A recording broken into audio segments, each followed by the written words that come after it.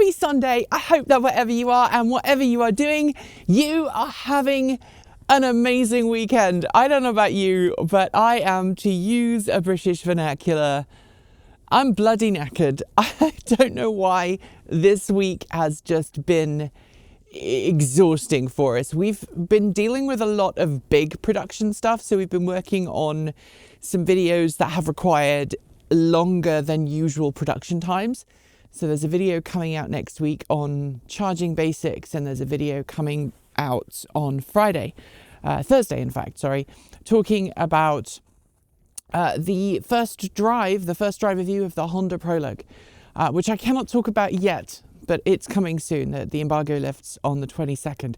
And all of that combined with, we've got a team member who is currently in the process of moving. Kate, obviously, as you know, is going to be off for about 4 weeks. She's going to go and have some surgery in hospital. And so that is causing some not delays or hesitation, but it's definitely meaning we're going to have to be ahead of ourselves a little bit more than we normally are. So we're all a bit knackered. So if I'm a little disjointed today, please forgive me. I'm actually recording this on a Wednesday. There's only 2 of us working today. Em's not working today. It's Valentine's Day. Happy Valentine's Day, belatedly. Obviously, it's not Valentine's Day when you're watching this, but I hope you had a good day. I'm not one to celebrate Valentine's Day. I'm not into the whole commercialism of Valentine's Day. I know that a lot of you are, and that's totally okay. I just prefer to enjoy life with my significant other, my beloved, every day of every year. And I'm sure many of you feel the same way. Anyway, let's talk about today's topic on the Sunday Musing. And it is one that I've been thinking more and more about lately as the cost of buying vehicles has gone up, as companies have sought to reap more and more funds from car owners through subscription services. I'm talking about when you decide, okay, it's time to switch cars. When do you make the decision that, okay, my car is a certain age and I would like to swap it out for a new one? The reason that this has come into my mind primarily is because it's tax season and we have just submitted our tax returns for the year.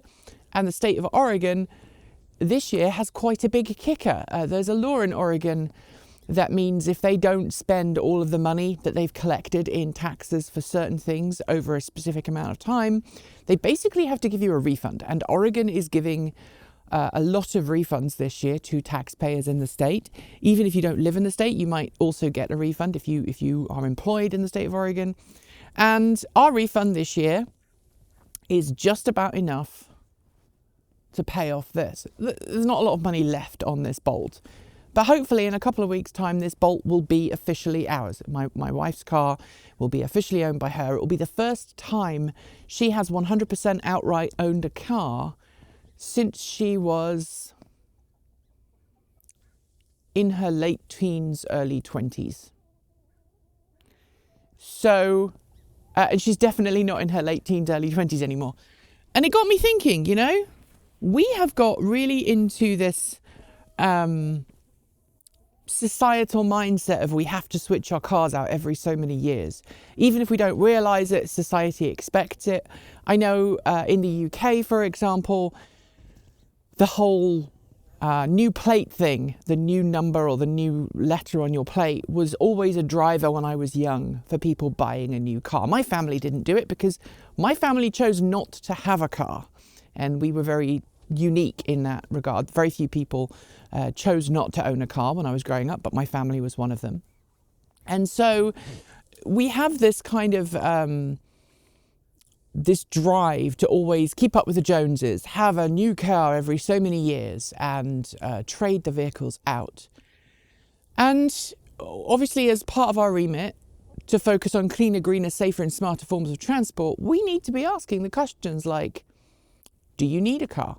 Should you be taking public transit instead? Could you cycle everywhere? And we've discussed some of those topics before on the channel, but one thing we haven't really talked about is when you make the decision, okay, my car is ready to be retired, or I want to sell my car and buy a new one. How do I make that choice? Now, there are some obvious things, right? Life changes. Maybe you are a couple, a young couple, and you have just had your first child and you need to go from a two-seat sports car to a hatchback. Or maybe you have just had your third child and you realise, okay, that little hatchback is not big enough. I'm going to go to a different vehicle. Now, personally, I would dispute that because I had two children. I brought two children up and we had hatchbacks the entire time our kids were growing up. We didn't actually buy a big vehicle until they were all grown up. And yes, we did have the RAV4 EV over here in the US for a while. But we didn't really ever take the kids anywhere in that. And at the time, well, that RAV4 EV wasn't particularly big. It was quite good at carrying large amounts of luggage, but it wasn't a particularly big car. So some people do life change decisions. Something's changed in my life. I need to get a different vehicle. You could argue, the reason we purchased the massive Ford F-150 Lightning, and I know there are so many people who criticise me for criticising large vehicles while owning an F-150 Lightning. I understand the hypocrisy of that, and I've underlined and underscored the reasons why we made the decision we did. We have animals, we live out in the country, we need the backup power that the truck provides because we get regular power cuts out here in the country. My wife does woodworking as a hobby, so she regularly has to carry large, heavy things. There aren't very many van options in the US, or there weren't when we purchased the F-150 Lightning. And it was the best choice for carrying myself and the rest of the TE team on long distance trips with a load of camera gear in the back. So we do use it for truck things, and when we don't need a truck, it sits here. It's actually being a camera stand right now. So we don't use it when we don't need it. We only drive it when we absolutely need the extra load carrying capabilities. But you could argue that was also a life decision event, right? I needed a bigger vehicle to carry large things, so I switched out what was a perfectly functional Chevrolet Bolt EV. But my partner and I have talked at great length about what happens when this car, when do we know it's time to sell this car on? And if you are a Chevrolet Bolt EV owner, and I know Em and I have had this same conversation because they now own a Chevrolet Bolt, the battery pack replacement program that Chevy did for this car has been a real success because it has left a load of more affordable Chevy Bolt EVs with brand new battery packs and brand new warranties just there available for people to buy. And I know a lot of people who have taken advantage of that. So they have an older car with a new battery pack that is warranted, that they can keep driving, and there's not a lot mechanically that can go wrong with these. And so I know personally, my wife and I, we plan on keeping this car for a while until something major breaks. You know, even last year when the air conditioning went and needed to be replaced and it was very costly, it was about $4,000, we opted to spend that money because the value of the car was still greater than the value of the repair.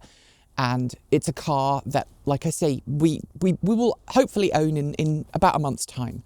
So if you're not paying $300, $400, $500, $600, however many dollars a month for a purchase agreement on a car, if you own it outright, that's a lot of money you can save for your daily budget, but it's also a lot of money you can put into a savings account and save for if and when the car goes wrong.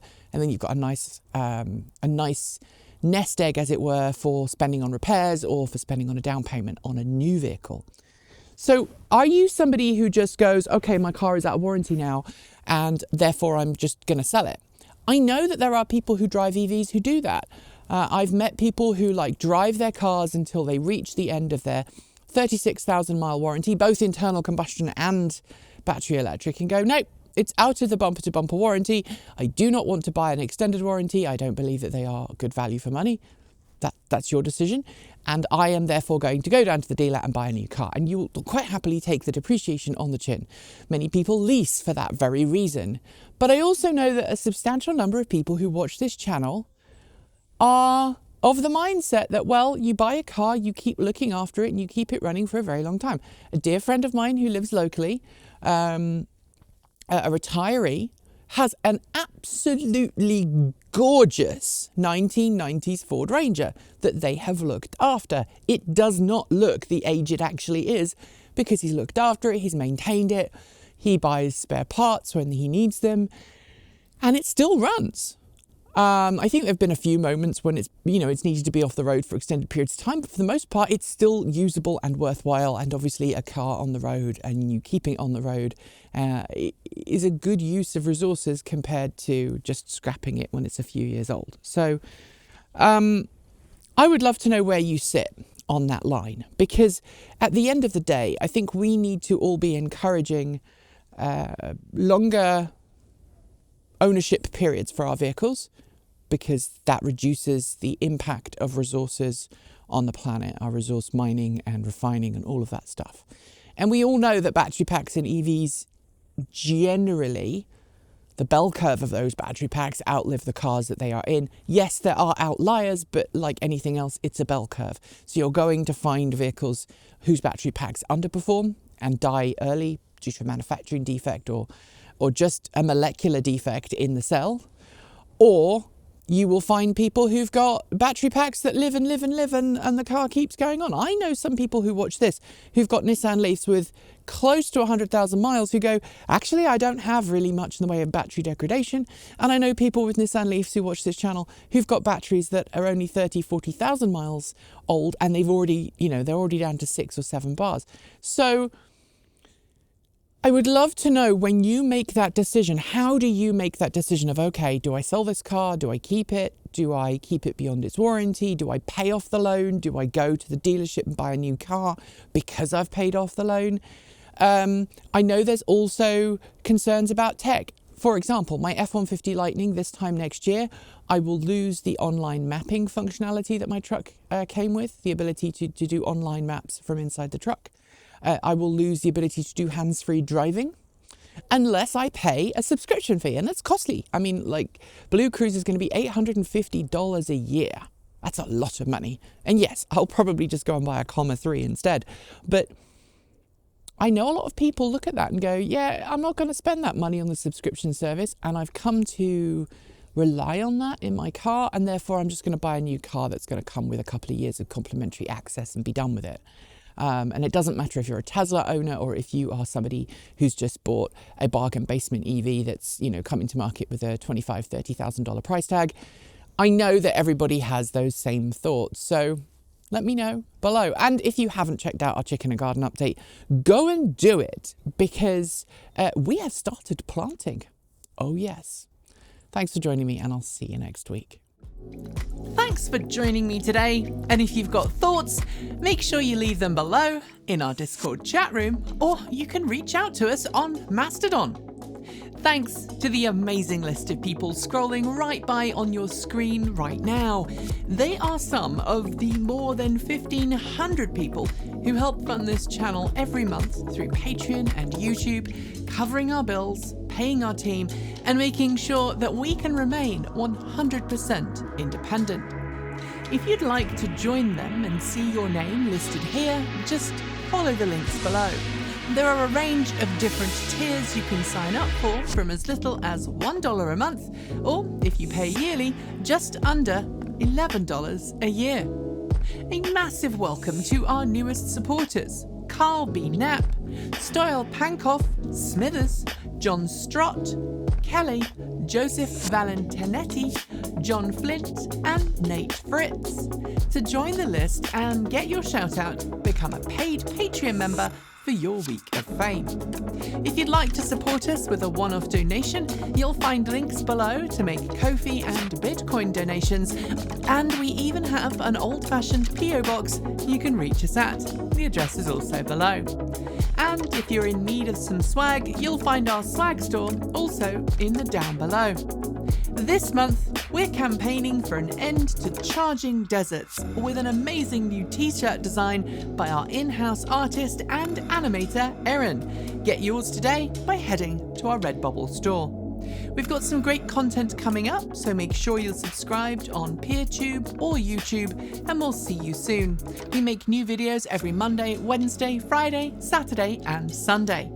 If you want more, the mighty algorithm thinks you'll enjoy this video, but we think that this one is also well worth a look. See you soon, and as always, keep evolving.